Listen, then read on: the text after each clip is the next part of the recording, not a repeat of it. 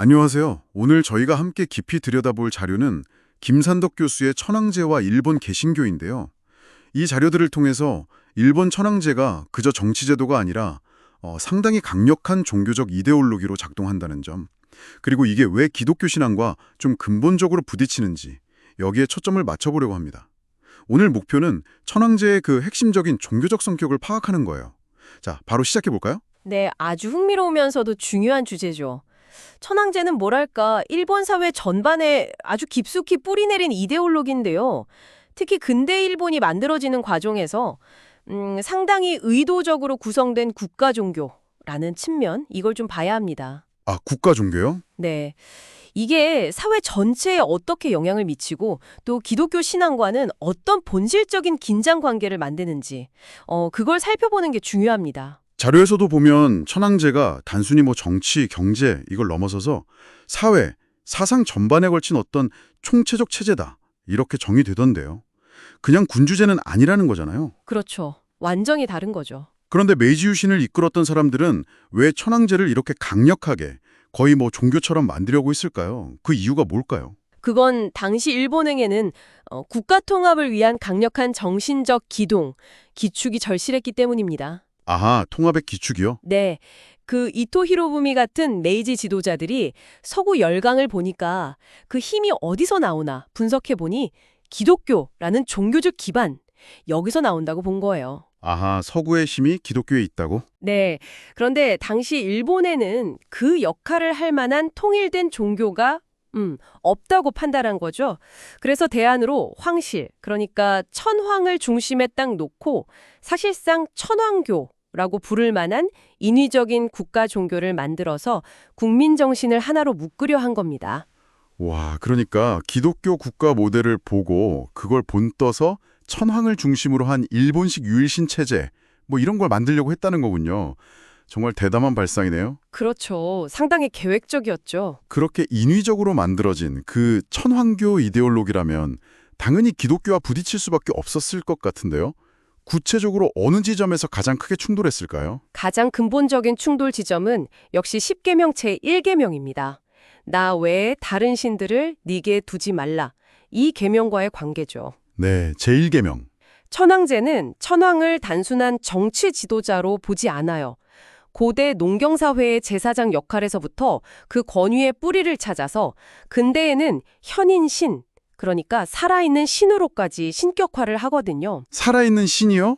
아, 네, 그 다이조우사이 같은 제의가 바로 이런 천황의 신격화를 아주 잘 보여주는 예시죠.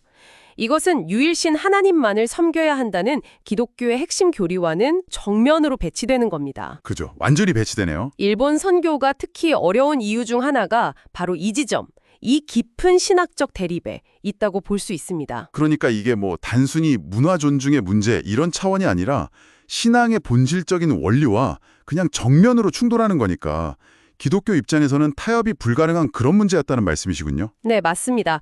본질적인 문제죠. 자료에서는 이런 천황 중심 사상이 단순히 그 메이지 시대에 갑자기 툭 튀어나온 게 아니라 일본 고유의 것을 강조했던 미토학이나 국학 같은 그런 역사적 흐름 속에서 계속 강화되었고, 심지어 최근 아베 정권 시절에 헤이세이 사초동맹 같은 현대 우익 정치 움직임으로까지 이어진다고 지적하던데요. 아, 맞습니다. 정확히 보셨어요.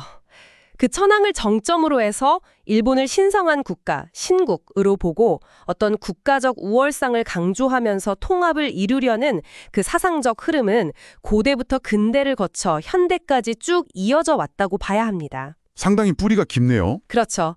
이것이 바로 천황제가 오늘날에도 그냥 단순한 문화적 상징을 넘어서 여전히 일본 사회에 실질적인 영향력을 행사하는 살아있는 종교적인 이데올로기로 남아있는 이유인 거죠.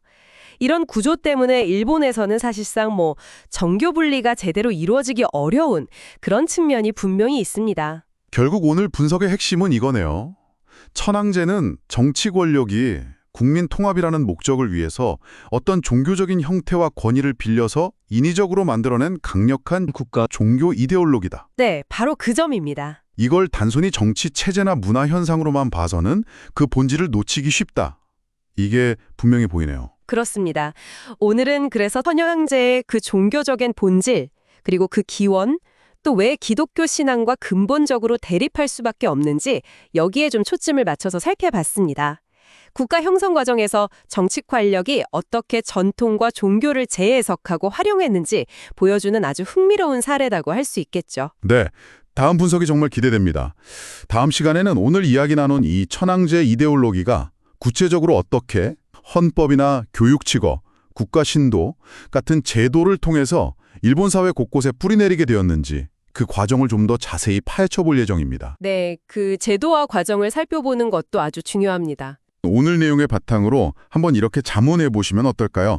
천황제를 만들어진 종교 이데올로기로 이해할 때 일본의 역사와 현대사회, 그리고 기독교와의 관계를 바라보는 나의 관점은 어떻게 달라질 수 있을까? 다음 시간에 더 깊은 이야기로 찾아뵙겠습니다.